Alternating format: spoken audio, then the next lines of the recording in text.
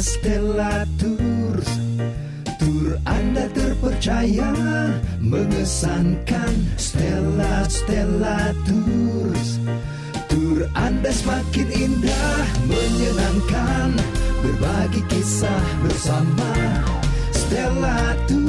Stella Tours dari Stella Kuarta Wisata berpengalaman lebih dari 30 tahun membawa Anda pada perjalanan ziarah dan rohani yang sangat indah dan berkesan.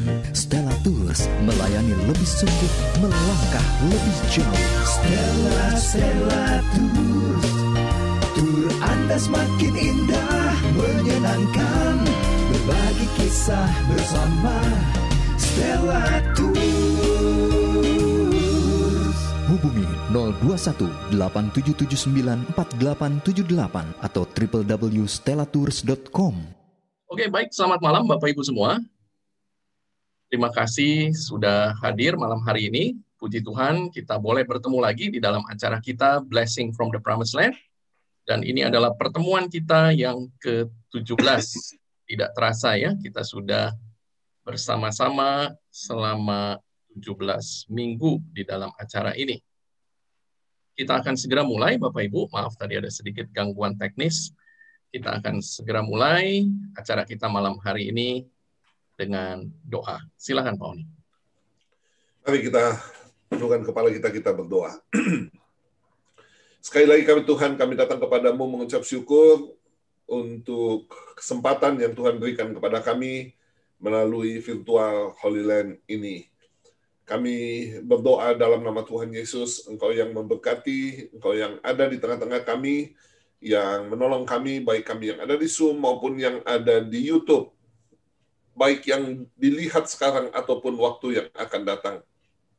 Terima kasih Tuhan, biarlah semua yang mendatangkan berkat, damai sejahtera, sukacita ada di dalam kehidupan kami. Berkati Tuhan Nisim yang ada di Yerusalem, Michael yang ada di Jakarta, dan hamba-Mu yang ada di Manado Tuhan. Kau tolong kami semua, di dalam nama Tuhan Yesus. Amin.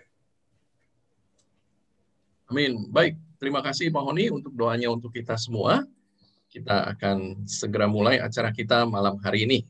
Ya, sekali lagi terima kasih kepada Pak Nisim yang selalu berkenan untuk hadir bersama dengan kita. Oke, saya izin untuk share screen saya. Baik, Bapak Ibu, selamat datang sekali lagi di acara kita Blessing from the Promised Land. Seperti biasa, Bapak Ibu tolong untuk semua mikrofon supaya bisa nonaktif agar kita semua bisa mengikuti acara dengan baik. Bagi Bapak Ibu yang belum subscribe YouTube channel GB Menora Manado, silakan Bapak Ibu bisa subscribe dan juga memfollow Instagram GB Menora di gbi.menora. Juga Bapak Ibu yang belum subscribe YouTube channel kami di Pilgrim Loka dan juga YouTube channel kami di Stella Kuarta Official, serta Facebook kami di Stella Kuarta Wisata dan Instagram kami di stella.kuarta, serta juga Bapak Ibu boleh mengirimkan pesan lewat WhatsApp di 0818783552 supaya kami bisa senantiasa mengingatkan Bapak Ibu semua untuk acara-acara yang menarik dari kami. Bapak Ibu, tidak terasa ya kalau kita sudah bersama-sama selama 17 kali pertemuan dan seluruh acara yang telah kami buat, Bapak Ibu bisa tonton ulang ya di YouTube channel Stella Kuarta Official. Ya, ada 16 acara yang sudah pernah kita buat, mulai dari Mesir sampai di Tanah Perjanjian. Ya, silakan Bapak Ibu, kalau perlu data ini juga bisa minta ke WhatsApp kami. Baik, kita akan mulai acara kita malam hari ini, dan kita akan berkunjung ke satu tempat yang spesial, yaitu Tapga, di mana ada dua tempat yang akan kita kunjungi, yaitu Gereja Penggandaan Roti dan Ikan, dan kemudian Gereja Primat Petrus. Bapak Ibu, Tapga, kalau kita berjalan dari kota Tiberias, seperti yang terdapat di layar Bapak Ibu, dari kota Tiberias, di mana biasanya kita bermalam, kurang lebih memerlukan waktu sekitar 15-20 menit, ya, menempuh jarak sekitar 14 km untuk sampai di Tapga, ya. Jadi dari Tiberias sampai di Tabga. Kita lihat bahwa Tabga sendiri juga terletak di tepi dari Danau Galilea. Peristiwa yang terjadi di tempat ini, ya, di tempat yang berdekatan, Bapak Ibu ya, di lokasi yang sama, di mana ada dua gereja yang berdiri sekarang di sana. Yang pertama yang akan kita kunjungi adalah gereja Penggandaan Roti dan Ikan. Dan di tempat ini, Bapak Ibu, kita kenangkan peristiwa di mana Yesus melakukan mukjizatnya, memberi makan 5.000 orang. Tabga, ya, ini adalah plakat Bapak Ibu yang terdapat di depan gereja. Tertulis dalam bahasa Jerman, karena memang gereja ini dipelihara oleh Ordo Benediktin dari Jerman. Gereja Penggandaan Roti dan Ikan. Gereja pertama di tempat ini dibangun pada abad ke-4. Gereja yang kedua kemudian dibangun pada abad ke-5, dan tahun 614 Masehi gereja ini dihancurkan oleh tentara Persia. Pada tahun 1888, ya, jadi 1.200 tahun kemudian kurang lebih, tempat ini dibeli oleh Sosietas Katolik dari Jerman, dan tahun 1892 dan 1932 kemudian dilakukan penggalian arkeologi di tempat ini. Gereja yang sekarang itu diresmikan pada tahun 1984. Jadi belum terlalu lama ya Bapak Ibu kalau gereja yang berdiri sekarang ini. Gereja ini dipelihara oleh Ordo Benediktin dari Jerman. Kita lihat Bapak Ibu bahwa peristiwa yang terjadi yang berhubungan dengan Yesus Kristus di Tabga, ya, ada satu plakat yang terdapat di depan dari gereja menceritakan kisah-kisah yang terjadi di tempat ini. Ya, semua catatannya ada di sana. Ya, the feeding of the multitude. Ya, ini adalah Yesus yang memberi makan banyak orang.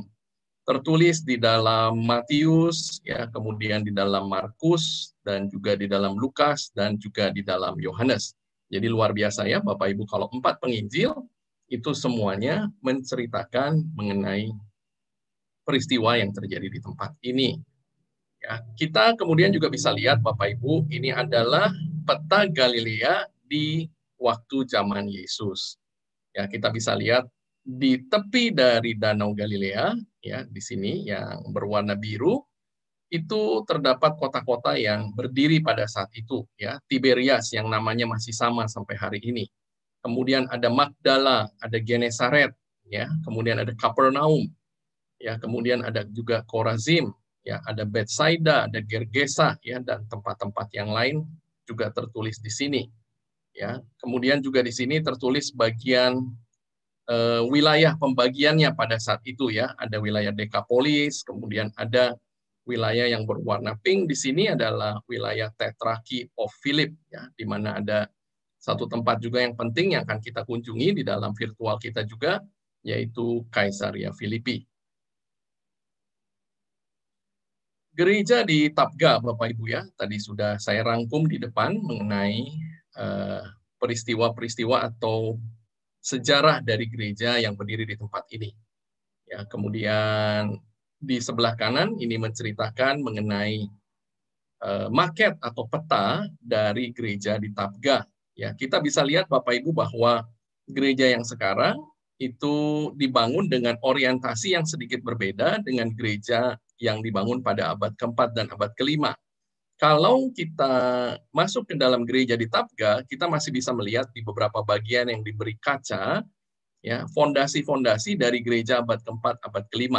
Ya, kalau saya coba tunjukkan, semoga terlihat di sini bahwa gereja abad ke-4, abad ke-5 atau gereja zaman Bizantium itu lokasinya agak sedikit berbeda orientasinya, ya. Ini sedikit miring kalau dibandingkan dengan posisi bangunan gereja yang sekarang. Kita lihat dari bagian depan, ya, gereja yang dibangun Bapak Ibu itu menyerupai, ya, jadi arsitek yang membangun gereja ini waktu tahun 1980-an itu mencoba untuk membangun ini menyerupai betul, ya, mirip sekali dengan gereja zaman Bizantium abad ke-4, abad ke-5. Ya, karena memang setelah itu praktis tempat ini setelah tentara Persia menghancurkan tempat ini, tidak ada lagi gereja yang dibangun di sini sampai gereja yang kemudian dibangun di tahun 1980-an tersebut. Kita lihat bagian depannya, ya ini salah satu juga gereja yang indah, Bapak Ibu, yang kita biasa kunjungi di dalam perjalanan ziarah kita. Ya, biasa kita masuk dari sebelah kanan, ya kemudian kita akan keluar dari sebelah kiri. Ya, kita lihat bahwa model bangunannya itu bergaya Bizantium, ya. Ini adalah model dari gereja pada zaman Bizantium yang dibangun dengan gaya seperti ini, ya. Tidak banyak lekuk-lekuk, semuanya praktis, sepertinya rata. Di depan dari gereja, Bapak Ibu, ada dua benda yang penting, ya, dan selalu kami para peziarah ketika datang ke sana juga pasti berhenti di tempat ini untuk dijelaskan apa sih sebetulnya, ya, dua benda ini. Benda yang pertama, Bapak Ibu, yang kita lihat di sini, inilah yang disebut sebagai batu kilangan, ya. Jadi batu ini, Bapak Ibu, digunakan untuk menghancurkan buah zaitun. Ya, jadi buah zaitun, Bapak Ibu, itu ada bijinya, ya, dan bijinya sangat keras. Jadi buah zaitun yang sudah masak kemudian akan diambil, ya, bentuknya seperti kurang lebih seperti kurma, ya, warnanya hijau atau hitam tergantung dari tingkat kematangannya. Kemudian akan diletakkan, Bapak Ibu, di sini. Dan kemudian ada batu yang besar ini, ya, diberdirikan, ya, Bapak Ibu, ini posisinya tidur. Kalau Bapak Ibu lihat ada lubangnya di sini. Kemudian dimasukkan sebuah tiang kayu yang biasanya diikatkan ke keledai, ya, dan keledainya akan berkeliling di sini, dan beratnya batu ini kemudian akan menggerus dan menghancurkan buah zaitun tersebut.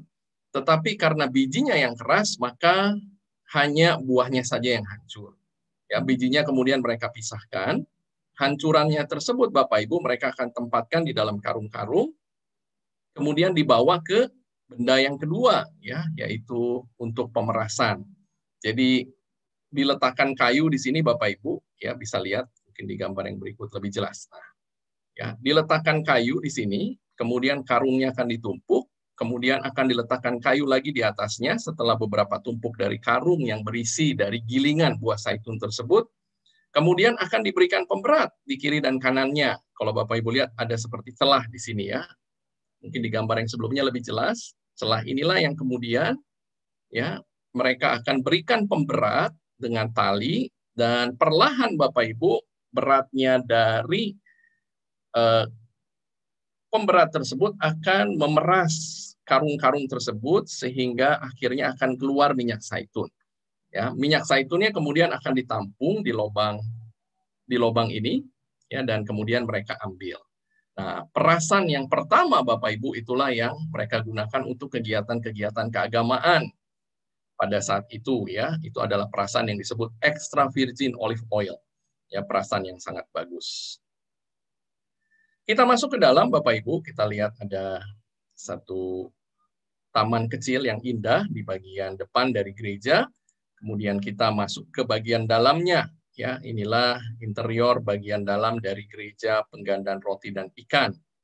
Ya, kita langsung biasanya sebelum berdoa pribadi, ya, kita akan menuju ke bagian altar. Sekarang kita udah nggak boleh dekat lagi, ya, Bapak Ibu, jadi hanya foto dari tempat ini.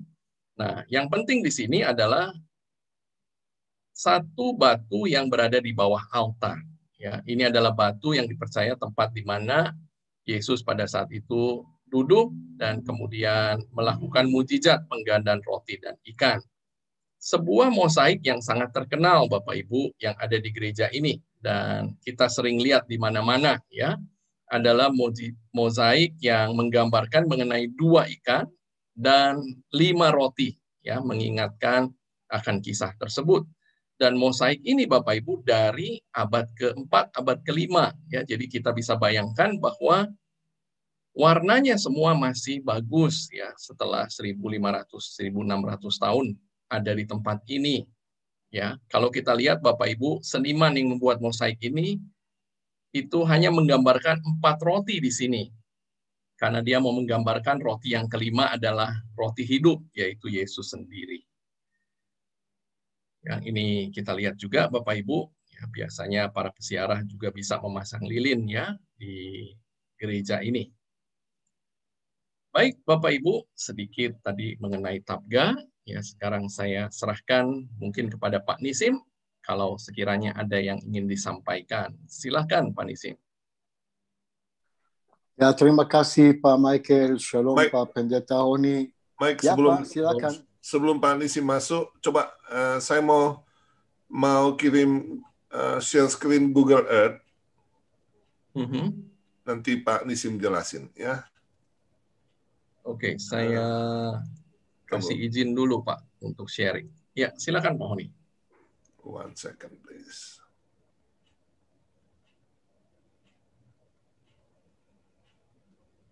Oke, lanjut. Pak Nisim, silakan.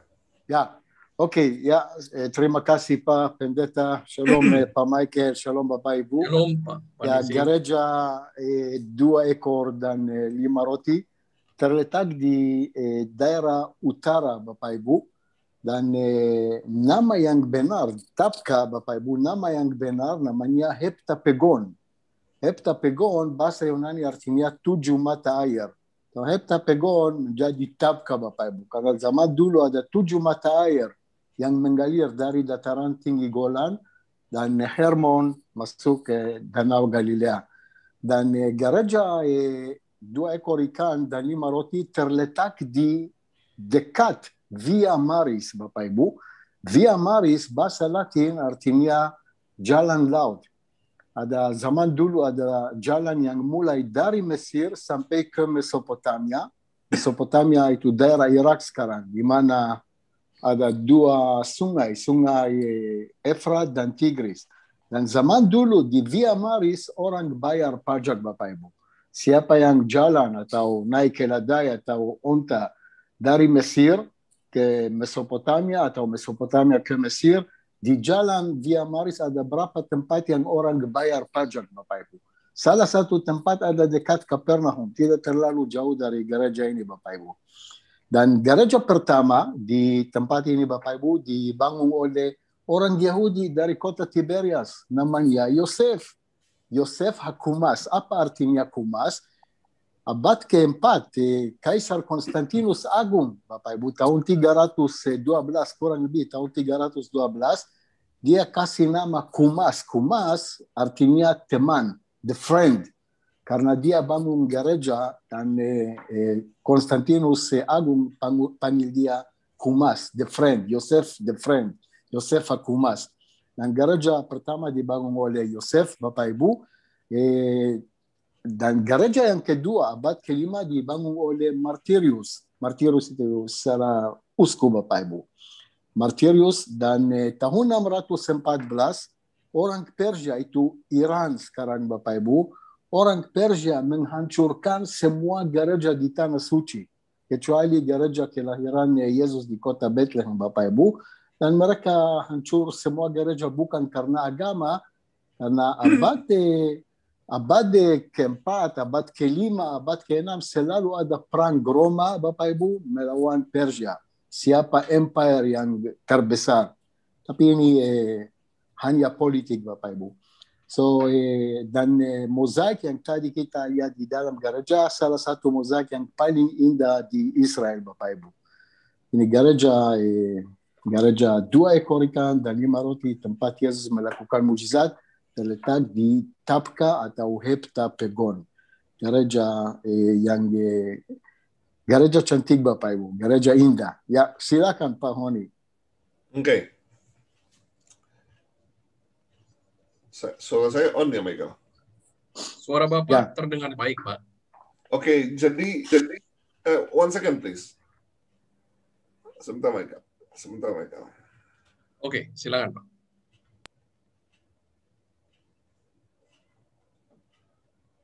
Oke, kita di daerah Danau Galilea, ya, daerah Tiberias, Galilea, Kineret, dan juga Danau Genesaret.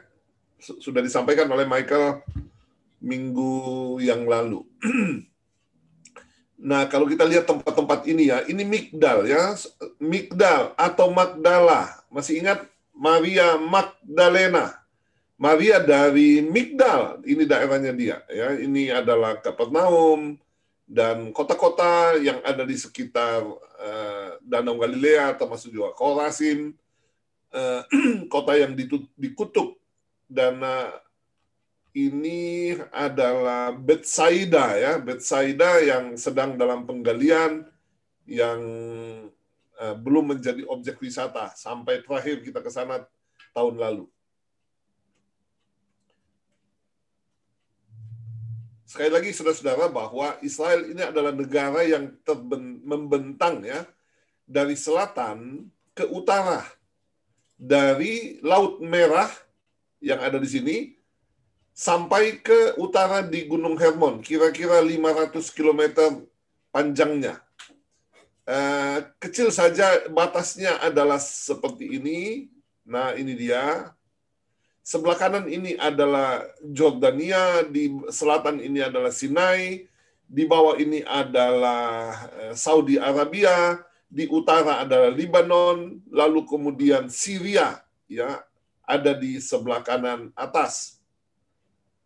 Kecil saja, negara yang sangat kecil, tetapi semua kejadian-kejadian yang terjadi di sana seringkali menjadi headline di televisi-televisi, di koran-koran di seluruh dunia. Baik, Michael, kita ke PowerPoint.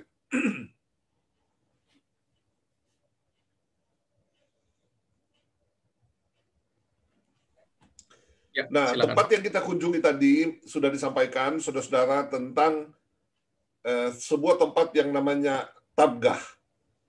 Di Markus pasal 6 ayat 34 sampai 44 cerita tentang orang-orang yang mengikut Tuhan. Ya, orang-orang yang mengikut Tuhan. Markus 6, 3, 4. Sebentar, mereka.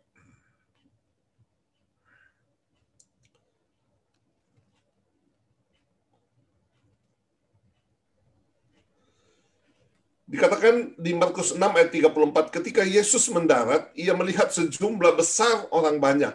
Maka tergeraklah hatinya oleh belas kasihan kepada mereka, karena mereka seperti domba yang tidak mempunyai gembala. Lalu mulailah ia mengajar banyak hal kepada mereka. Ayat yang ke-35, pada waktu hari sudah malam, datanglah murid-muridnya kepadanya dan berkata, tempat ini sunyi. Dan hari sudah mulai malam, suruhlah mereka pergi, supaya mereka dapat membeli makanan di desa-desa dan di kampung-kampung di sekitar ini. Tetapi jawabnya, kamu harus memberi mereka makan. Kata mereka kepadanya, kepada Yesus. Jadi haruskah kami membeli roti seharga 200 dinar dan memberi mereka makan? Tapi ia berkata kepada mereka, berapa banyak roti yang ada padamu? Cobalah periksa. Sesudah memeriksanya, mereka berkata 5 roti dan 2 ikan. Lalu ia menyuruh orang-orang itu supaya duduk berkelompok-kelompok di atas rumput hijau. Maka duduklah mereka berkelompok-kelompok, ada yang 100, ada yang 50 orang. Dan setelah ia mengambil 5 roti dan 2 ikan itu yang menengadah ke langit, ia menengadah ke langit dan mengucap berkat, lalu memecahkan roti itu dan memberikannya kepada murid-muridnya, supaya dibagi-bagikan kepada orang-orang itu. Begitu juga kedua ikan itu dibagi-bagikannya kepada mereka, dan mereka semua makan sampai kenyang. Kemudian orang mengumpulkan potongan-potongan roti 12 bakul penuh, selain daripada sisa-sisa ikan. Yang ikut makan roti itu ada 5.000 orang laki-laki. Perenungan kita, saudara-saudara, atau pelajaran kita adalah, kalau kita melihat peristiwa ini, siapa bilang ikut Tuhan tidak ada masalah? Ada loh masalah ikut Tuhan. Kalau kita melihat keadaan para murid, banyak sekali mereka menghadapi masalah. Mereka sempat lapar, ya. Mereka diterpa badai di danau sampai hampir tenggelam. 2 kali, saudara, ya, 2 kali. Satu yang Tuhan Yesus tidak ada di perahu, satu yang Tuhan Yesus tidur di buritan. Mereka ditolak, mereka dibenci orang, ya begitu banyak orang yang tidak senang kepada mereka. Banyak masalah yang dihadapi ketika kita mengikut Tuhan. Seringkali ketika kita mendengarkan khotbah, ikut Yesus pasti baik, pasti betul saudara-saudara. Tetapi di balik keadaan yang baik itu, seringkali Tuhan izinkan kita menghadapi masalah. Tetapi berita baik yang kita dengarkan saudara-saudara adalah bahwa Tuhan tidak pernah meninggalkan kita. Tuhan tidak pernah meninggalkan kita. Orang yang lapar akan mendapatkan makanan dan menjadi kenyang. Badai yang datang ke dalam kehidupan kita, maka badai itu akan diteduhkan oleh Tuhan. Ya, dan bahkan bukan cuma dibenci orang, itu sisi yang lain, tetapi di sisi yang lain begitu banyak orang yang kemudian menjadi percaya. Orang-orang Kristen, saudara-saudara, yang berjalan dengan kasih, ya, yang suka menolong orang, yang baik hati, banyak teman. Oke, banyak teman. Salah satu yang menyenangkan saudara-saudara adalah ketika kita mempunyai banyak teman di mana-mana, ya. Hari ini saya sendiri punya teman di beberapa kota yang ada di Zoom ini.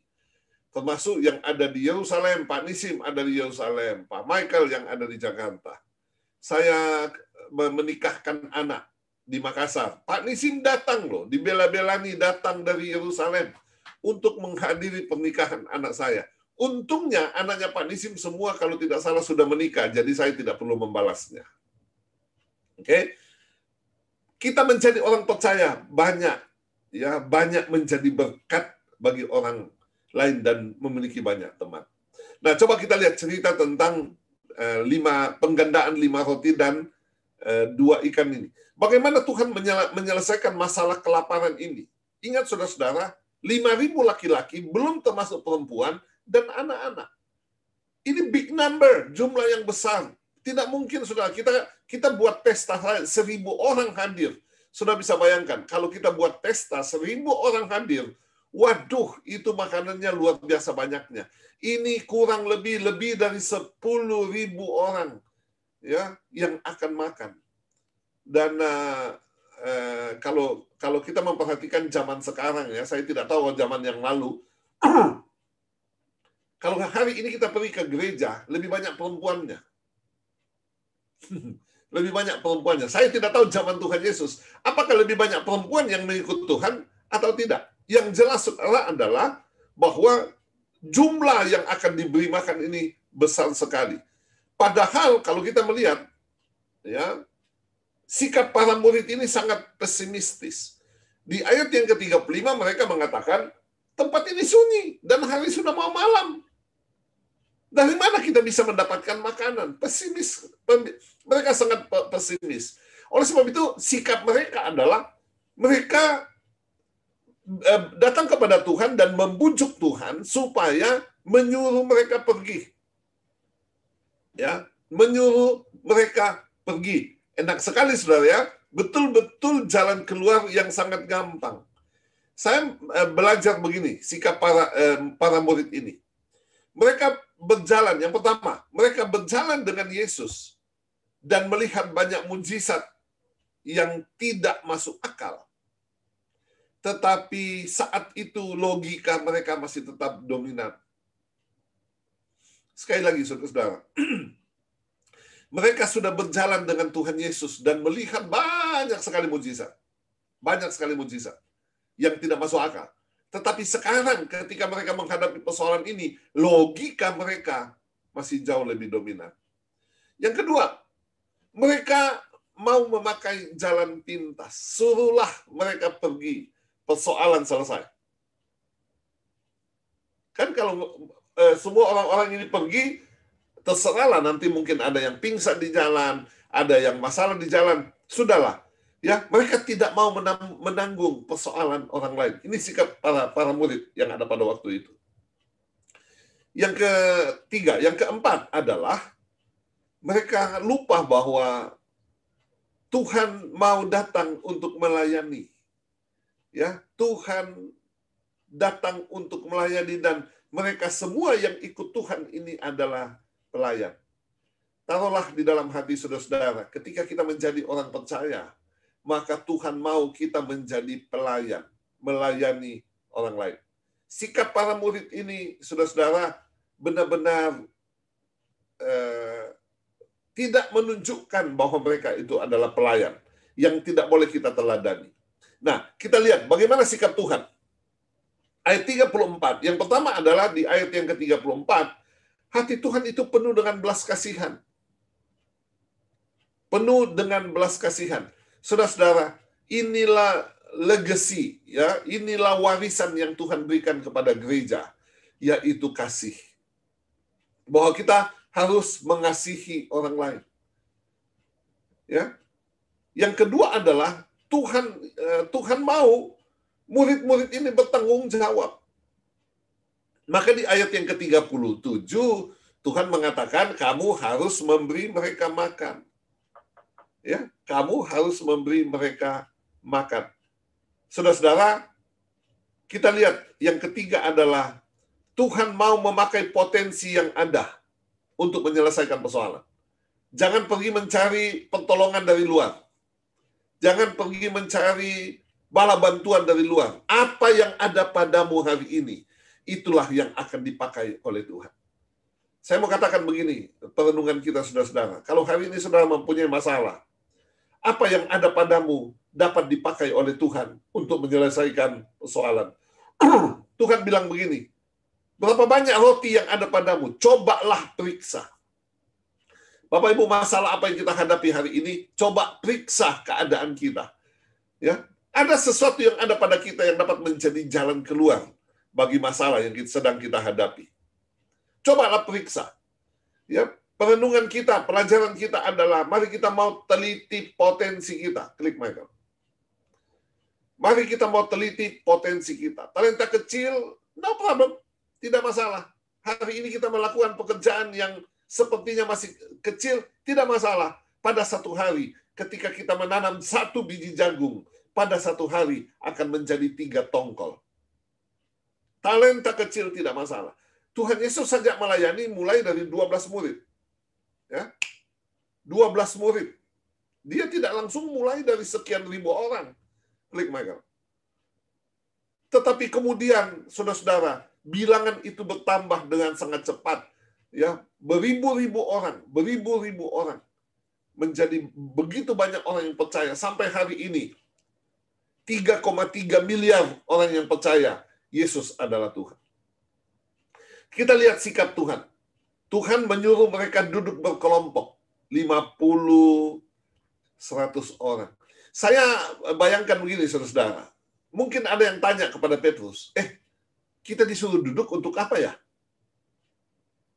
Loh, ini kan duduk berkelompok 50, 100. Untuk apa ya disuruh berkelompok? Tuhan, mungkin Petrus berkata, saya juga tidak tahu ya. Tuhan yang suruh. Atau mungkin dia menjawab, diamlah, Tuhan akan memberi kamu makan. Mereka mungkin bertanya, makanan dari mana? I don't know. Pokoknya duduklah. Saudara-saudara, seringkali kita berjalan di dalam hidup ini, kita tidak tahu Tuhan ini mau apa sih? Ya, Tuhan ini mau apa? Tapi percayalah, Tuhan akan melakukan perbuatan yang besar. Ayat 41, Tuhan mengambil roti dan ikan. Ia menengadah ke langit dan mengucap berkat, memecah dan memberikan. Ya, Tuhan menghormati pemberian, persembahan orang. 5 roti, 2 ikan. Buat apa untuk 5.000 orang? Tapi Tuhan sangat menghargai persembahan yang kecil pun yang kita bawa kepada Tuhan. Klik mereka. Ya. Tuhan menghormati pemberian persembahan. Tuhan memohon pertolongan dari sorga. Dari mana dia datang. Tuhan mengucapkan berkat, memperkatakan berkat. Bless the food. Ya, dan Pak Nisim sudah cerita setiap hari Sabat, seorang laki-laki Yahudi duduk memberkati roti dan anggur. Ya, blessing the food, memberkati. Makanya kalau kita mau makan, jangan lupa berdoa, memberkati makanan dan minuman. Ya.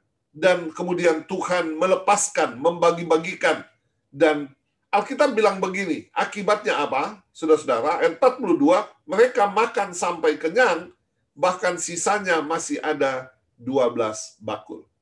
Melalui virtual ini, saudara-saudara, doa kita tentunya, doa saya tentunya kita semua, kita akan makan sampai kenyang, dan masih ada sisanya 12 bakul yang dapat kita pakai untuk menjadi berkat bagi orang lain. Michael. Baik, terima kasih Pak Honi untuk renungan dan pelajaran yang boleh disampaikan dari peristiwa penggandaan roti dan ikan yang terjadi di Tabga. Sebelum kita lanjut ke tempat yang berikutnya, ya mungkin saya ingin bertanya kepada Pak Nisim, ya. Pak Nisim, ketika orang-orang Persia itu datang dan menghancurkan begitu banyak, yang kita kenal hanya gereja saja, Pak, ya. Tetapi saya kira juga bangunan-bangunan lain dihancurkan pada saat itu. Tetapi sepertinya kita tidak punya peninggalan arkeologi, peninggalan orang Persia sama sekali, ya, Pak Nisim, di tanah perjanjian. Apakah ada, Pak, bangunan mereka, atau mereka tidak membangun apa-apa, Pak, selama mereka ada di tanah suci? Mereka hanya hancurkan dan kemudian pergi, begitu. Ya, mereka tahun 614 masuk ke sini menghancurkan semua gereja kecuali gereja kelahiran. Apalagi mereka ambil salib Yesus dari kota Yerusalem. Oke? Dan itu tahun 614. Waktu itu Kaisar Roma namanya Heraklius. Ya. Dan 14 tahun kemudian, tahun 628, Heraklius kembalikan salib Yesus dari Persia ke kota Yerusalem. Tapi semua yang dihancurkan oleh orang Persia bangun lagi oleh orang Kristen. Oke? Seperti semua gereja kecuali gereja kelahiran, ya pasti masih ada sisa di mana-mana. Tapi gereja yang dihancurkan oleh Persia, lalu orang Kristen abad ke-7, abad ke-8, abad 9 mereka bangun lagi. Oke? So ini cerita kurang lebih Persia dan Roma. Dan apa lagi? Abad pertama zaman Yesus, oke? Masih ingat waktu Yesus dibawa depan Pontius Pilatus di kota Yerusalem. Yesus jatuh hukuman mati di depan Pontius Pilatus, dan waktu itu Kaisar Roma namanya Tiberius. Dan Tiberius juga dia bilang kepada gubernur, dia bilang saya tidak mau masalah dengan orang Yahudi. Kenapa itu? Karena dia sibuk, karena selalu ada perang melawan Persia dari abad pertama. Dia tidak mau, dia harus konsentrasi di dalam perang melawan Persia. Oke? So, ini selalu ada perang di Empire Roma melawan Persia, dan gereja-gereja dihancurkan oleh orang Persia, dibangun lagi oleh orang Kristen. Ya, silakan. Jadi praktis tidak ada peninggalan orang Persia sama sekali di tanah perjanjian, ya, Pak? Hampir tidak ada. Ya. Tidak ada. No, tidak ada, ya. Ini mungkin ada. Sama dengan zaman dulu, Michael, di Kalimantan. Ketika pohon ditebang, tambang digali, dan tidak ada peremajaan kembali. Jadi hit and run. Hit and run. Ya, mungkin itu ya. Karena mereka mungkin juga karena orang Kristen tidak mau ada sesuatu atau memori dari zaman Persia. Ya, dan mereka bangun lagi, ya. Ya, jadi seperti tadi yang sudah disampaikan oleh Pak Nisim, Bapak Ibu, bahwa penghancuran gereja-gereja yang ada di tanah perjanjian pada saat itu adalah murni karena alasan politik, ya, tidak ada sama sekali urusan bukan dengan karena agama. Ya, bukan karena agama. Ya, sebagai informasi Bapak Ibu bahwa orang-orang Persia itu mereka punya satu agama yang namanya Zoroaster. Ya, jadi agama dewa api, ya, dan menariknya agama itu masih ada sampai hari ini, Bapak Ibu.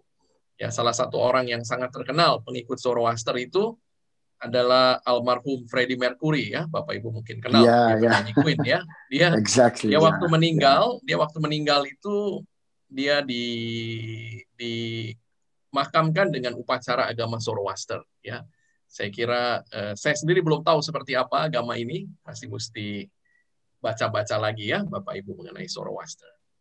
Oke, baik, terima kasih Pak Nisim ya. Saya akan lanjutkan untuk share screen saya. Kita akan pergi ke tempat yang berikutnya, yaitu Gereja Primat Petrus.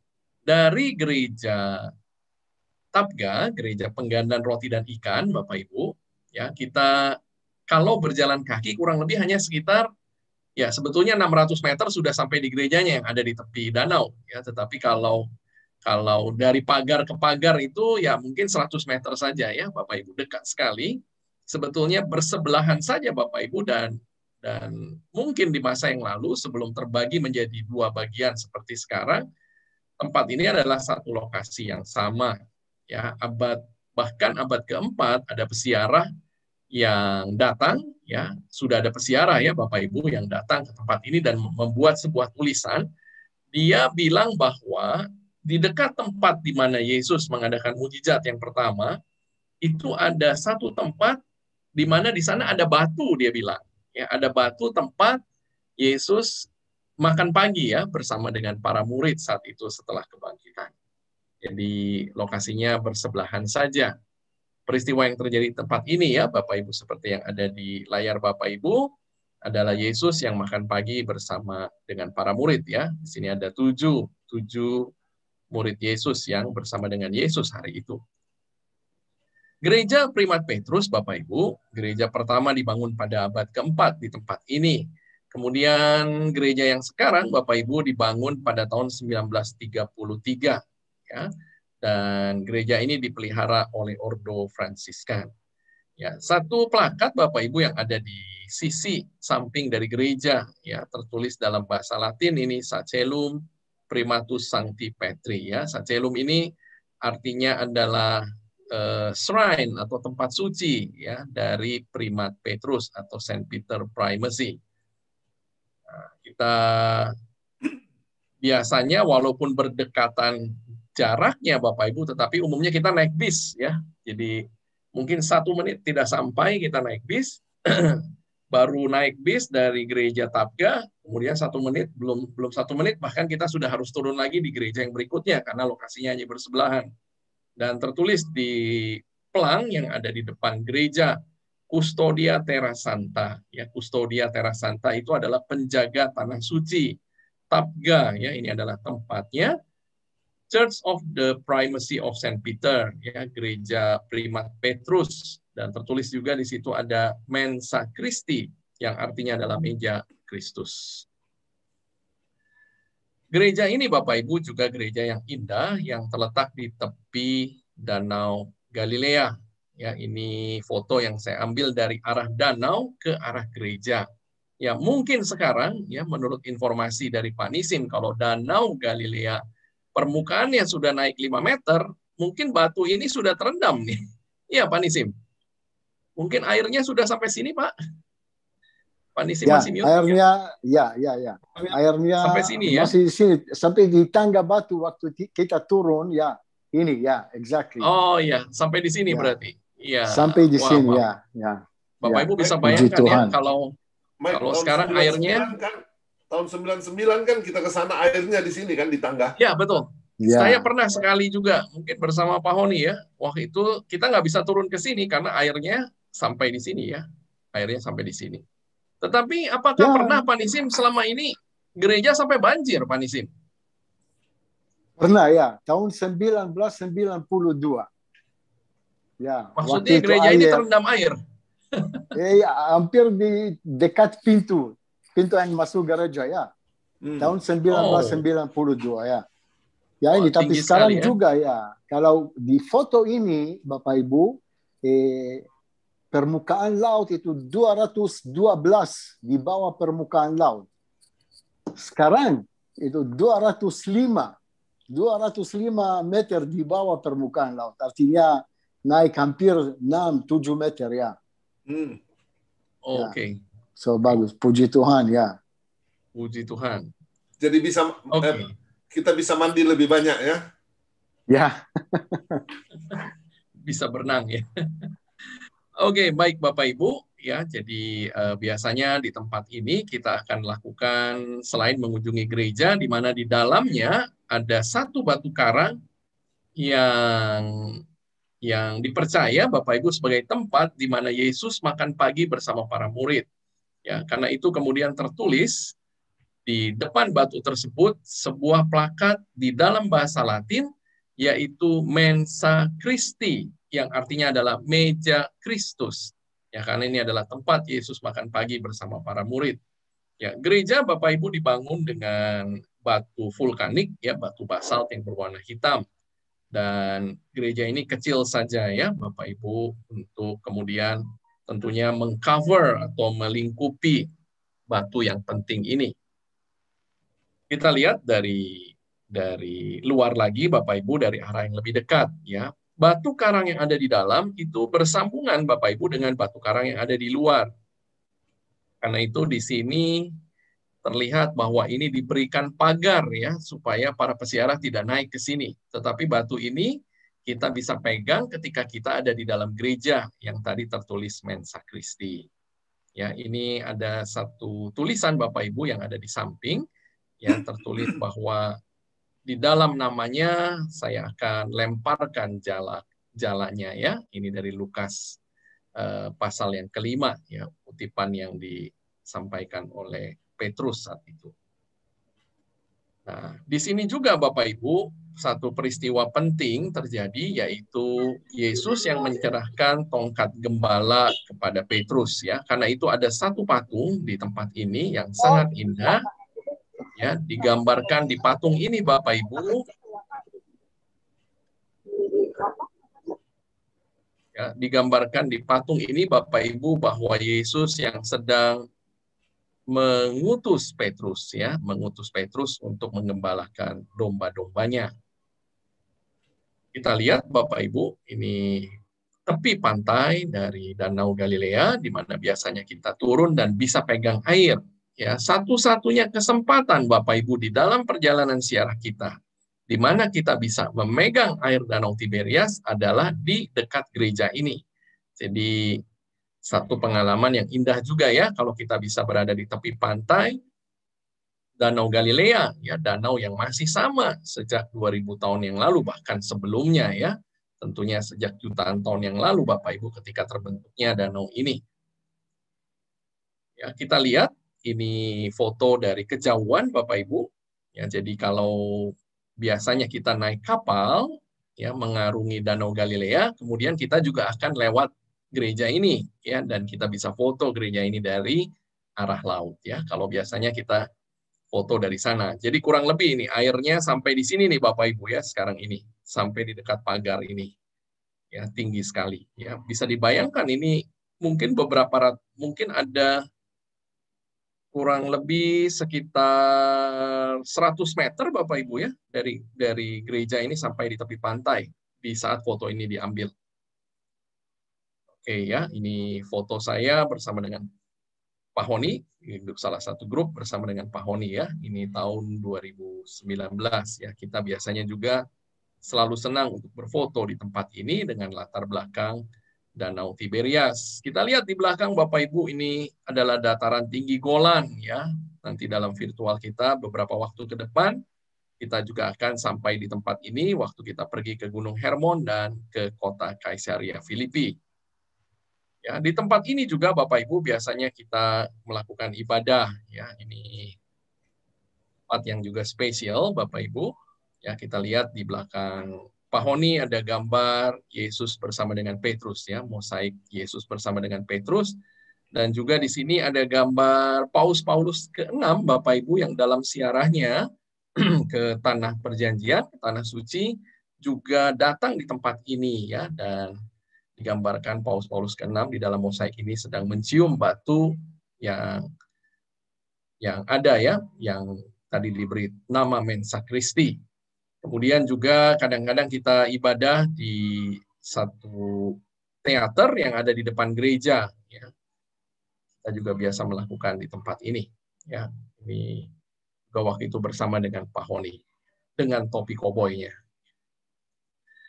Oke, baik Bapak Ibu. Sedikit tadi mengenai gereja Primat Petrus. Sekarang saya akan serahkan kembali ke Pak Nisim dan Pak Honi. Ya, mungkin silahkan Ya, Pak Nisim sebelum dulu.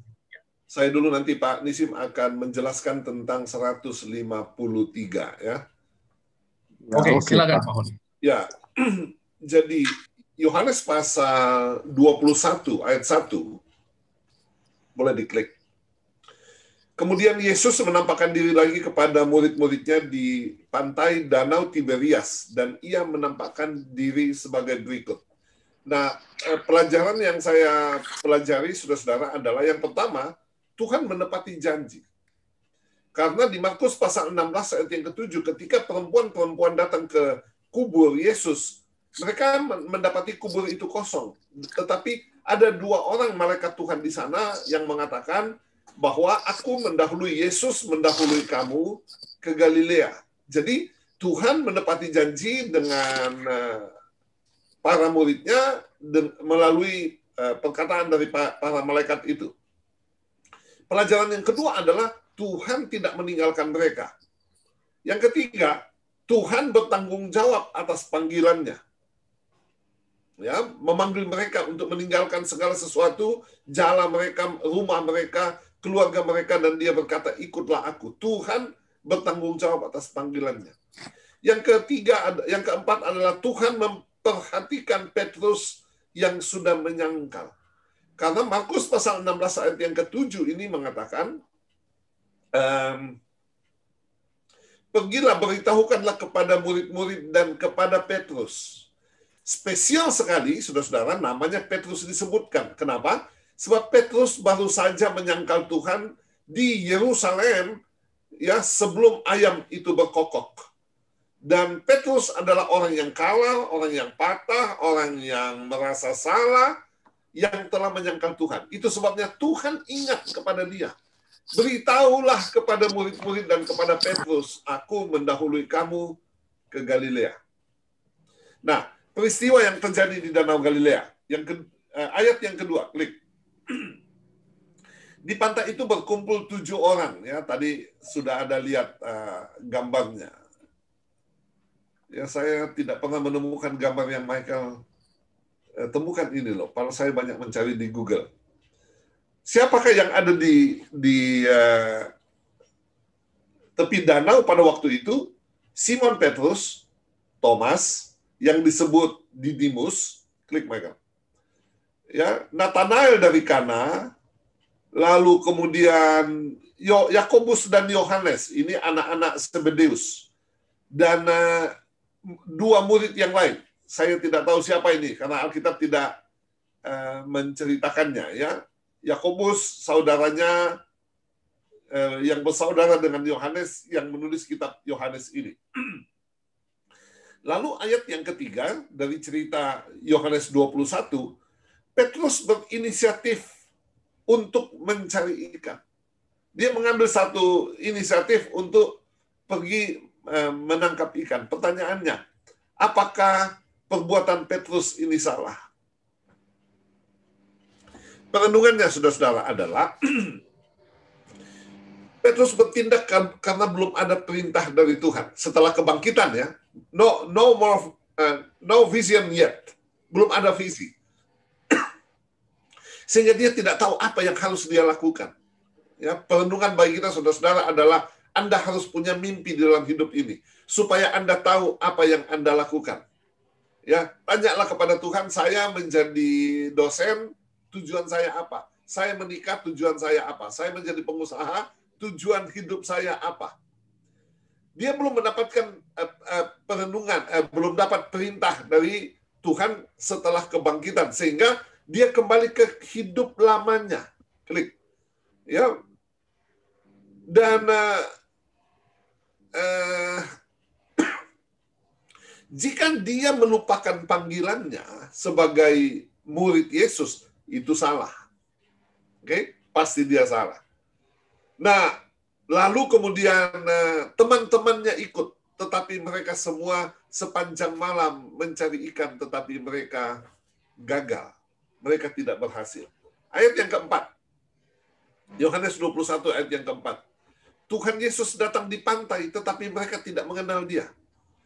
Ya. Lalu ayat yang kelima, Tuhan to the point kepada persoalan mereka. Adakah lauk pauk pada yang ada padamu? Mereka bilang, tidak ada. Ya, tidak ada makanan. Kami sudah berusaha mencari ikan, tidak dapat. Kami gagal. Kami tidak punya makanan dan minuman. Ayat yang keenam, Tuhan memberi perintah, tebalkanlah jalamu di sebelah kanan. Pak Nisim, kalau tidak salah minggu lalu sudah menceritakan tentang right side. Ya, tentang sebelah kanan. Apa itu sebelah kanan? Kenapa mesti di sebelah kanan? Ya, ada yang berkata, oh karena Petrus tidak kidal. Oh karena di sebelah kanan banyak ikan dan sebagai alasan. Tidak, saudara ya. Sebelah kanan itu adalah tempat yang terhormat, tempat yang baik. Ya, makanya di dalam hidup ini, saudara-saudara, ketika kita bergaul, bergaullah di tempat yang ada di kanan, tempat yang baik. Jangan bergaul dengan sembarangan orang. Oke? Hari-hari ini ketika orang susah sekali pergi ke gereja, saudara di rumah bergaul dengan siapa? Bergaul dengan apa? Bergaul dengan virtual rohani atau yang rohana, seperti itu. Tuhan memerintahkan bahwa tebalkanlah jalamu di sebelah kanan. Saya merenungkan begini, perintah ini aneh. Ya, kenapa aneh? Yesus itu orang Nazaret, dia bukan nelayan, dia tukang kayu. Bos, jangan ngajari kita yang nelayan dong. Kan bisa mereka bisa bilang begitu. Lalu hari sudah siang, bukan waktu yang biasa untuk menjala ikan. Dan mereka sepanjang malam sudah berusaha, tetapi mereka gagal. Mereka gagal, mereka tidak berhasil. Saudara-saudara, puji Tuhan, mereka taat. Mereka menebalkan jalannya, dan Alkitab mengatakan mereka tidak dapat menariknya lagi karena banyaknya ikan. Oke, banyak sekali ikan yang mereka dapat, yang sepanjang malam mereka sudah usahakan tidak dapat apa-apa. Bapak Ibu, pelajaran bagi kita adalah taatilah perintah Tuhan sekalipun aneh. Saya meninggalkan pekerjaan saya dan melayani Tuhan. Saya dibilangi oleh orang-orang pada zaman itu aneh, gila. Ya, saya bilang, ya saya sudah gila. Saya tergila-gila kepada Tuhan. Tahun 92. Ya. Taatilah perintah Tuhan sekalipun aneh. Percayalah, Sang pemberi perintah memiliki kuasa untuk melakukan yang terbaik di dalam kehidupan kita. Oke? Nah, kita lihat sikap Petrus. Ayat yang ke-17. Petrus kemudian mengetahui itu Tuhan. Dari siapa? Dari Yohanes. Itu Tuhan. Ya, dari mana Petrus kemudian mengetahui itu adalah Tuhan? Atau perkataan Yohanes itu benar? Karena mukjizat. Disuruh menebalkan jala, pekerjaan yang mereka lakukan sepanjang malam yang tidak dapat apa-apa, saat itu mereka mendapatkan ikan yang banyak. Dia tahu kemudian bahwa itu adalah Tuhan. Apa yang Petrus lakukan?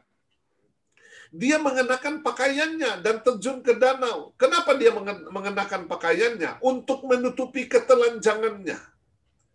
Ya, ini bagian daripada sebuah tindakan menghormati Tuhan. Oke? Bahkan saya menggambarkannya ini adalah sebuah tindakan pertobatan Petrus. Dia menutupi ketelanjangannya. Dan dia berenang kira-kira 200 hasta. 200 hasta itu 100 meter. Ya. Lalu kemudian hasilnya adalah mereka mendapatkan 153 ekor ikan. Sebentar Pak Nisim akan jelaskan ya kenapa exactly, ya kenapa dihitung 1, 2. Apa ada orang yang kurang kerjaan yang menghitung ikan yang ditangkap, tapi dicatat di dalam Alkitab 153 ekor. Dan selanjutnya kalau kita membaca di ayat yang ke-16 dan ayat yang ke-17, ini berbicara tentang panggilan Petrus yang kedua, second chance. Ya, gembalakanlah domba-dombaku. Gembalakanlah domba-dombaku. 3 kali Tuhan tanya, ya. Simon, apakah engkau mengasihi aku? Simon, apakah engkau mengasihi aku? Simon, apakah engkau mengasihi aku? Gembalakanlah domba-dombaku. Ya, saudara-saudara, ini adalah panggilan yang kedua kepada Petrus, dan kemudian setelah itu dia menjadi rasul Tuhan yang luar biasa. Sekarang kita kembali ke Pak Nisim untuk menjelaskan sedikit dari cerita pertemuan Tuhan di tepi Danau Galilea dengan 7 muridnya. Silakan. Ya, terima kasih Pak Honi.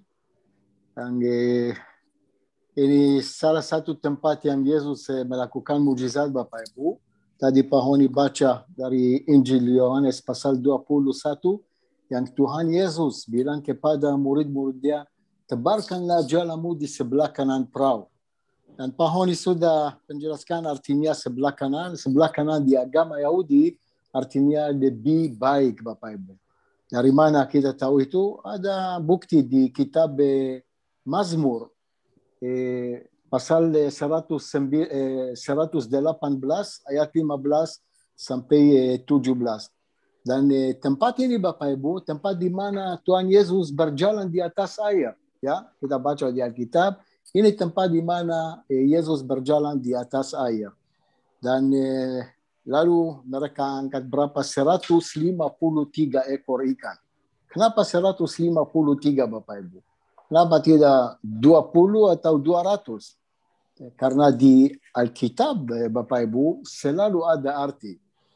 153 di gematria artinya aku adalah Tuhan, Bapak Ibu. Apa itu gematria? Coba lihat di sini, Bapak Ibu. Bisa lihat, Pak? Bisa, Pak Nisim. Bisa. Jelas, lihat, Pak. Bapak Ibu. Ya. Saya tulis hanya 10 huruf di alfabet Ibrani. Alef huruf yang pertama, Bet yang kedua, sampai huruf Yud. Itu huruf yang ke-10. Hanya example, Bapak Ibu. Kalau huruf pertama bahasa Ibrani namanya Alef. Kalau Alef huruf pertama, nomor 1. Huruf yang kedua Bet, nomor yang kedua 2, Gimel 3 sampai 10, Bapak Ibu. Tetapi Bapak Ibu, 153, lihat, saya tulis sesuatu di sini bahasa Ibrani, itu dari kanan ke kiri ya. Ini huruf Alef, nomornya 1. Ini huruf Nun. Nun, Bapak Ibu, nomornya 50. Huruf Yud, nomornya 10.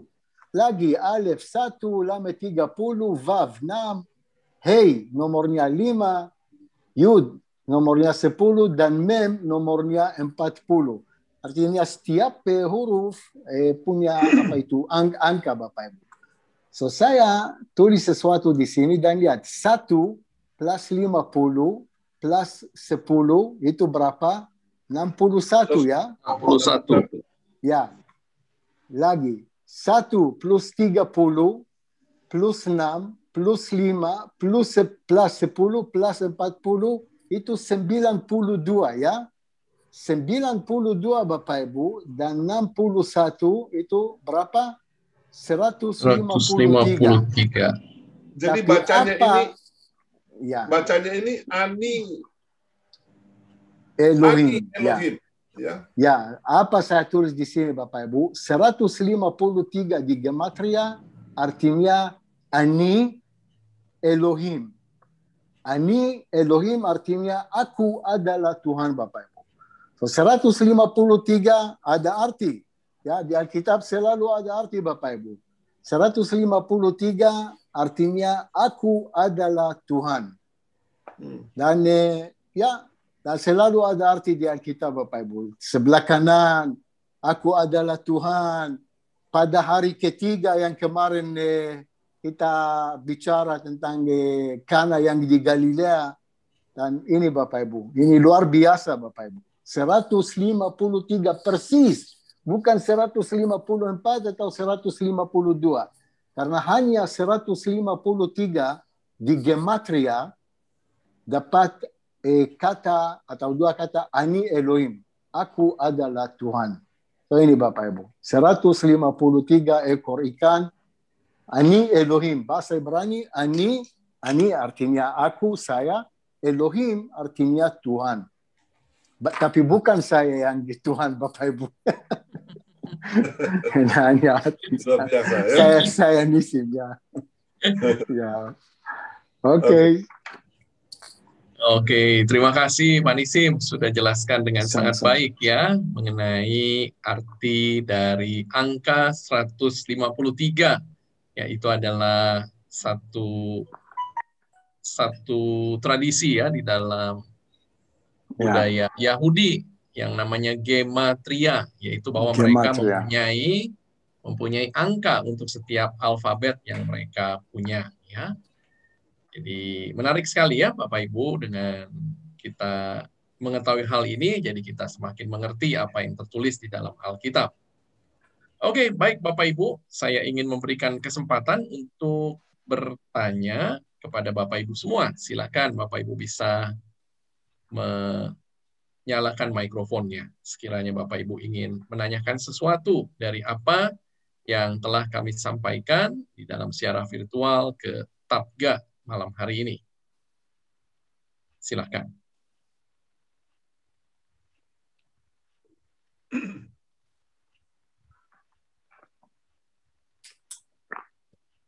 Ya, belum ada pertanyaan? Kalau belum ada pertanyaan, mungkin saya ingin juga bertanya kepada Pak Nisim. Ya, kalau dari apa yang saya baca ya Pak Nisim ya, tadi saya juga coba-coba mencari di Google, kalau gereja Primat Petrus itu juga sudah ada abad keempat, ya dari yang saya baca gitu. Tetapi memang tidak diceritakan ya mengenai dihancurkan oleh Persia, tetapi saya kira semua gereja dihancurkan pada saat itu ya. Tapi memang tidak tertulis secara spesifik begitu Pak.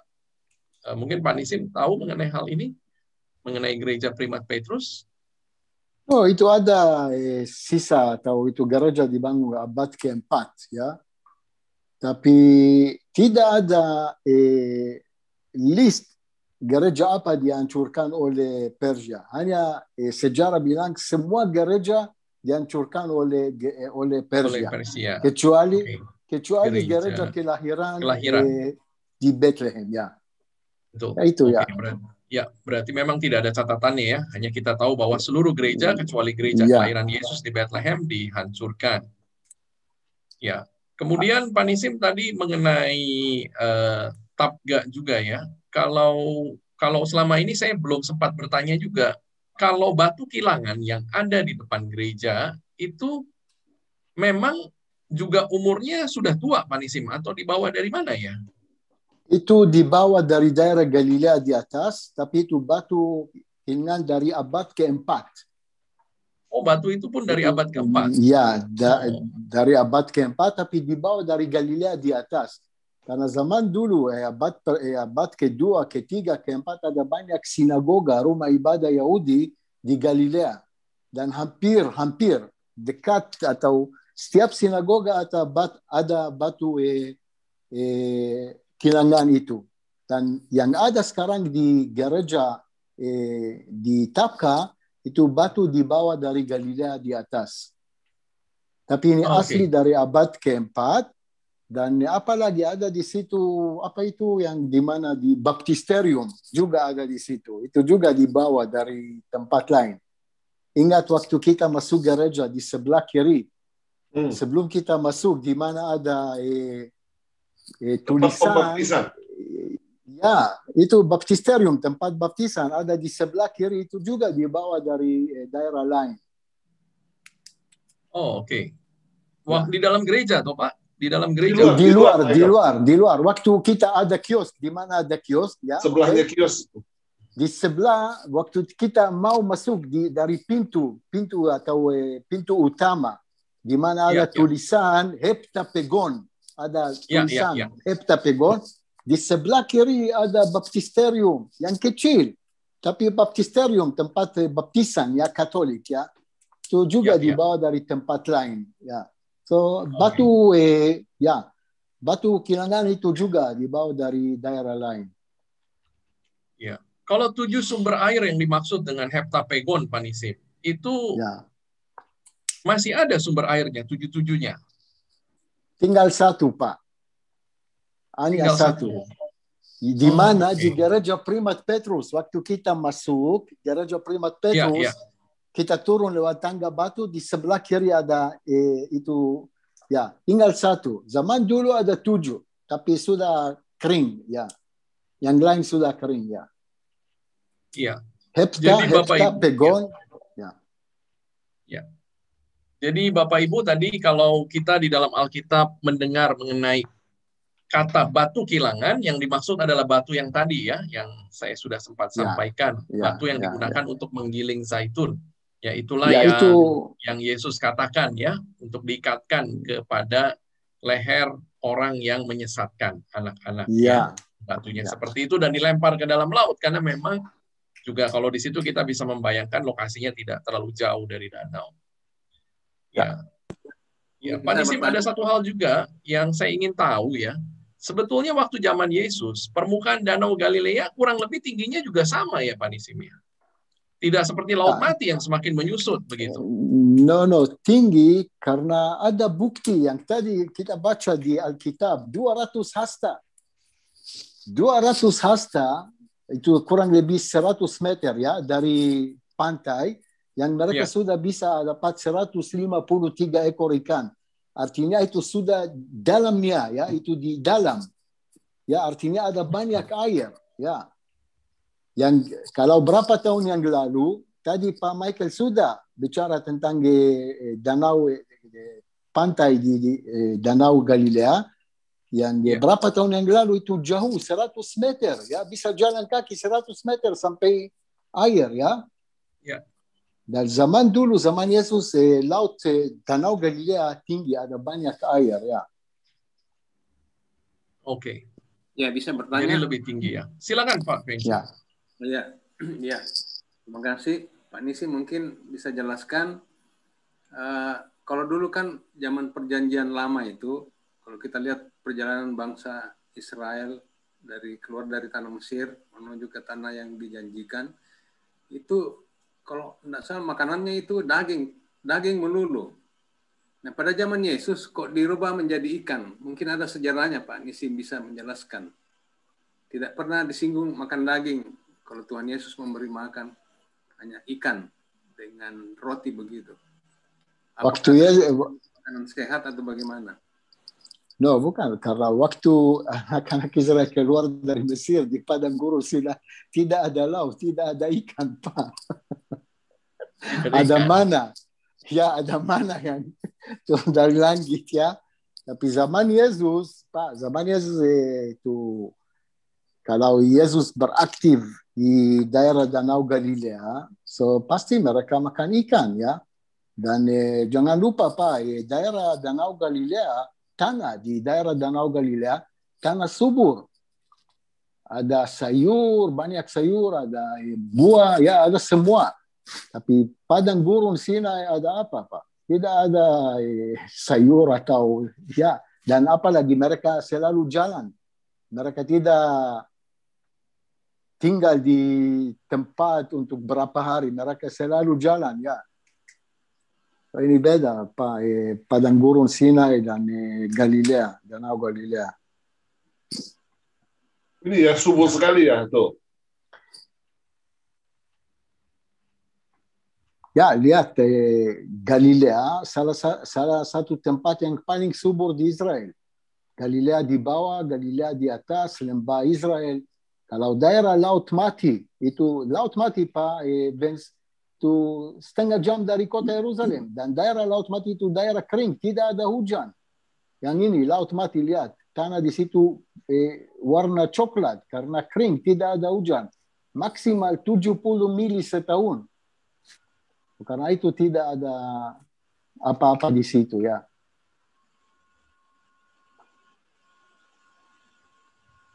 Ya, Pak Nisim, kalau pantai Laut Mati di zaman Yesus, kira-kira sampai di mana Pak Nisim? Apakah ada bukti-bukti arkeologi 2000 tahun yang lalu sebetulnya? Kalau kita sudah lihat 100 tahun yang lalu saja sudah di atas jalan yang Pak Nisim pernah tunjukkan ya di dalam virtual waktu Laut Mati.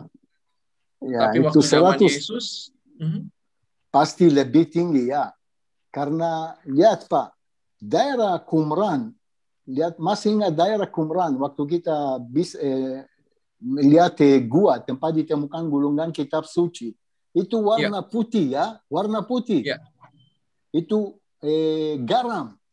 Dan itu zaman Yesus laut mati, air laut mati sampai situ ya. Tingginya sampai di mana ada sekarang gua ya. Gua ya. Lebih, ada biara lebih tinggi. Ya ada biara itu ya. Dan karena itu dari zaman dulu laut mati setiap tahun turun 1 meter 15 atau 20 cm setiap tahun ya. So hanya 100 tahun yang lalu permukaan laut sampai jalan utama yang kemarin kita lihat ya, ada foto di mana ada PEF Palestine Explorer Foundation ya. 100 tahun yang lalu, hanya 100 tahun yang lalu. Lihat sekarang air turun dan danau turun dan sudah jauh dari jalan raya. Tahun 99 kan laut ini masih nyambung. Ya. Tahun ini 20 tahun yang lalu. Ini.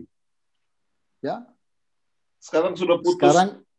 Sekarang sudah putus ya. Ada berapa kilo yang kering, tidak ada air. Ya. Tapi memang luar biasa ya, Alkitab itu menceritakan semua sangat detail ya. Kalau kita lihat tempat tinggal Abraham itu Berseba ini, Berseba ya. Ya, dan Laut Mati juga ada di Perjanjian Lama, namanya Laut Garam. Laut Garam ya. Kalau bahasa Ibrani juga, Laut Mati namanya Laut Garam, bukan Laut Mati. Bahasa Ibrani Yam HaMelach artinya laut garam. Ya, jadi semua tempat yang ada di sini ada di Alkitab. Engedi juga, ini Engedi ada di Perjanjian Lama, di mana Daud sebelum dia raja dia bersembunyi dari Raja Saul. Bet Shemesh, Tel Azekah, ya, semua ada di sini Pak. Semua nama dari zaman dulu, dari Perjanjian Lama, masih ada sampai sekarang, Bapak Ibu. Luar biasa. Ya. Iya. Tetapi memang menyambung pertanyaan Pak Vence tadi ya. Jadi di zaman Yesus, sejauh yang saya ingat di dalam Alkitab, memang jarang sekali diceritakan mengenai makanan-makanan daging yang lain ya Pak. Makanan daging ya, ada daging zaman dulu ya. Ya, tetapi ada pasti ya, tetapi tidak. Ya, pasti tidak ada spesial karena, ya. No, karena ikan itu simbol, untuk sukses dan good luck. Ya, kenapa orang Yahudi perjamuan Sabat hari Jumat malam mereka makan ikan? Itu good luck, untuk simbol yang sukses dan fertile dan lain ya. Orang Yahudi masih menggunakan simbol itu sampai hari ini berarti Pak Nisim. Ikan itu spesial ya. Ikan spesial. Makan malam perjamuan Sabat di hari Jumat malam orang makan harus ikan, oke? Bisa boleh kalau daging atau ayam atau tapi harus ikan. Ya. Makanya itu yang saya tahu. Waktu Pak Nisim ke Makassar makan ikan banyak sekali. Oh, paling enak Israel Kala, Pak. Ikan Israel Kala, ya. Makanan di Makassar enak tenan. Saya sudah kangen. Bisa pingin makan lagi di Israel.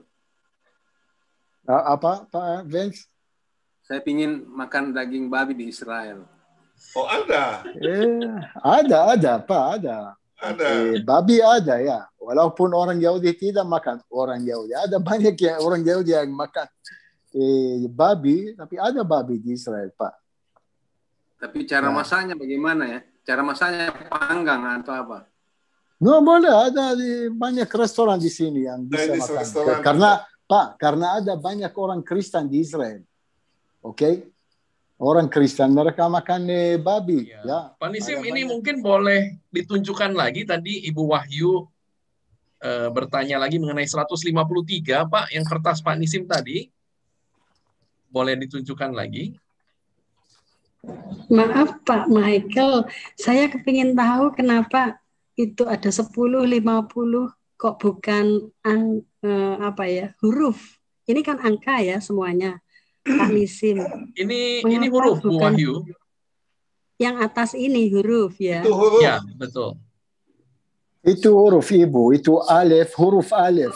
Ya, Angka, ya. ya, setiap 21, huruf ada angka ya. Ini alif itu huruf pertama. Kalau begitu, nomor yang pertama nomor 1 ya. Karena huruf pertama. Ini huruf nun. Nun nomornya 50. Yud nomornya 10 dan lain. So ini totalnya 61 plus 92 153, artinya aku tambah adalah semua. Tuhan, Ani Elohim. Ya. Oke. Sebentar, saya ya. Ya, jadi di dalam gematria, Bu Wahyu, itu setiap huruf itu punya angka tersendiri. Ya. Ini lebih jelas Ibu. Kata yang pertama yang Ani itu 3 huruf, nomornya 61. Dan itu Elohim ya, nomornya 92.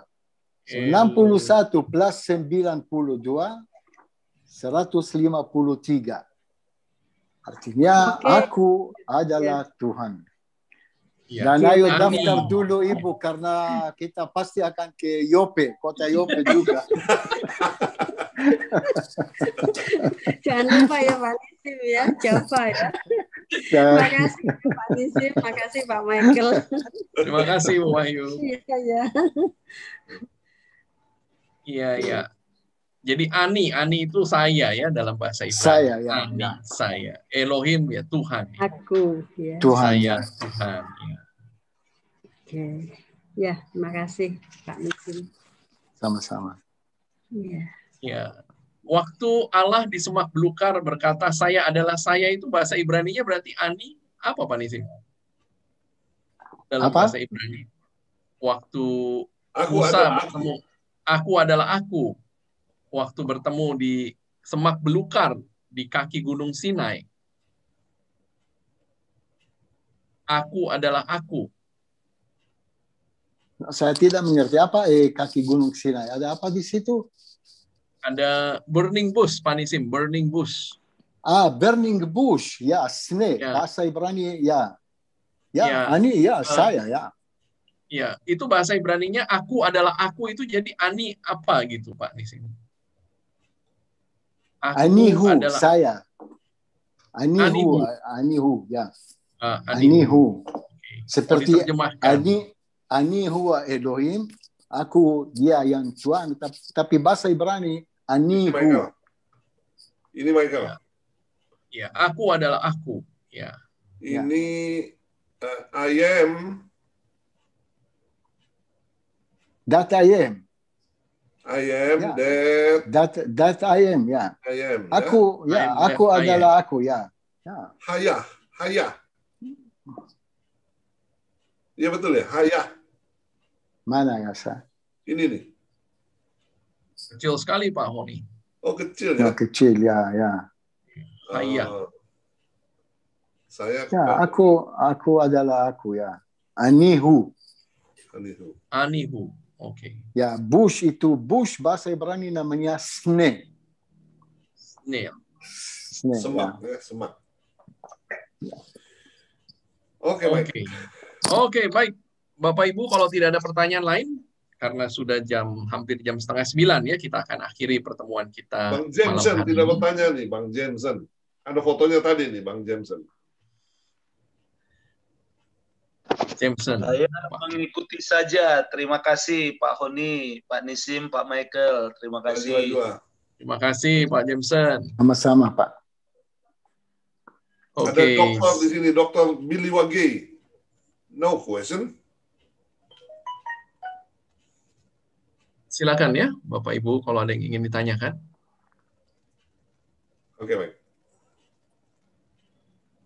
Oke, baik Bapak Ibu, saya lanjut share screen saya untuk mengakhiri acara kita malam hari ini. Kita merencanakan sebuah program yang spesial untuk bersiarah ke Tanah Perjanjian di tanggal 6-17 September 2021.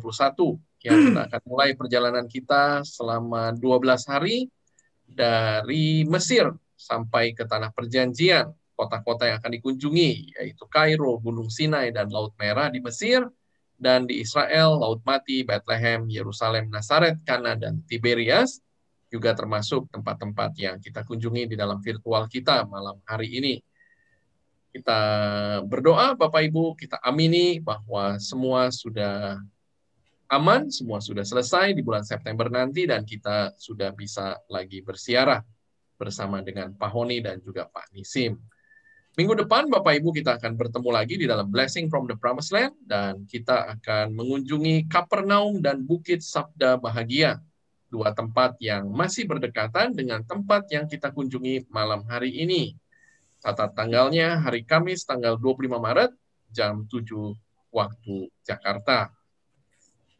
Bagi Bapak Ibu, sekali lagi yang belum subscribe YouTube channel GB Menora Manado, silakan ya Bapak Ibu, dan juga memfollow Instagramnya di gb.menora. Juga YouTube kami di Pilgrim Loka dan juga di Stella Quarta Official. Silakan Bapak Ibu bisa subscribe. Juga memfollow Facebook kami di Stella Quarta Wisata dan Instagram kami di stella.quarta. Dan Bapak Ibu bisa juga melihat semua acara-acara yang telah tayang selama ini. Ada 16 pertemuan yang sudah kita lakukan. Dan Bapak Ibu bisa menontonnya ulang kembali di YouTube channel Stella Quarta Official. Bagi Bapak Ibu yang punya begitu banyak file foto digital yang belum sempat dicetak, ya, baik kalau mulai sekarang mencetak lagi supaya Bapak Ibu bisa meninggalkan kenangan yang indah untuk anak dan cucu, karena file digital bisa saja hilang atau rusak, ya. Baik kalau kita punya backup juga dalam bentuk cetakannya, silahkan Bapak Ibu bisa klik di photobook.id. Terima kasih Bapak Ibu untuk kehadirannya malam hari ini. Terima kasih Pak Honi, terima kasih Pak Nisim yang sudah dengan setia senantiasa menemani dari Yerusalem. Kita tutup acara kita dengan doa. Silakan Pak. Ayo kita berdoa. Tuhan, 1,5 jam kami sudah berbincang-bincang di virtual ini. Terima kasih untuk waktu yang baik yang Tuhan berikan kepada kami. Biarlah kami terus memiliki kerinduan untuk satu hari kami datang ke Tanah Perjanjian, menikmati kasih-Mu, kemurahan-Mu Tuhan. Apa yang kami baca, kami dengarkan, dapat kami alami di sana, di Promised Land, di Tanah Perjanjian. Terima kasih Tuhan, berkati Nisim di Yerusalem, Michael yang ada di Jakarta, kami semua Tuhan, yang ada di Zoom ini, yang ada di YouTube, Tuhan memberkati kami semua. Menutup acara kami pada malam hari ini, mohon berkat-Mu Tuhan, biarlah berkat dari surga turun dalam kehidupan kami, memberkati, menolong, melindungi kami semua sekarang, besok, seterusnya, sampai selama-lamanya. Haleluya. Amin. Amin. Amin. Terima kasih Bapak Ibu semua. Terima kasih Pak Nisim, Pak Honi. Sama-sama, terima kasih. Sandra. Ya, terima kasih Pak Michael. Terima kasih. Wah, lagi di luar Pak. Ya. Thank you. Iya, lagi jalan di mall. Ya, Bu Wahyu. Terima Terima kasih, kasih. Ya. Nisim tidak mau ke Galilea minggu depan? Ya, Tidak ada rencana ke utara minggu depan? saya belum tahu kenapa. Ada sesuatu yang... Oh, Pak Honi, commute Pak Honi. Siapa tahu bisa live begitu Zoom. Live dari mana, Pak? Somewhere from the Z, from the Sea of Oke, Galilee. lihat. Lihat. Bagaimana? Kalau ada rencana ke sana, cuaca baik, kita bisa live dari sana.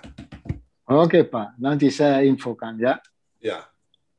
Oke. Ya. Terima kasih Pak Nisim. Kalau bisa saja Ya, Pak. Ya, kalau pas mungkin Thank you. mau tur ke sana.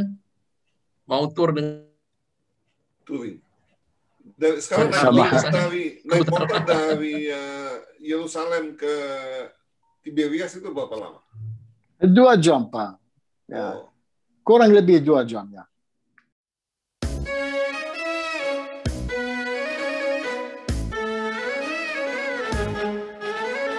Blessing from the promised land, blessing from the promised land, blessing from the promised land.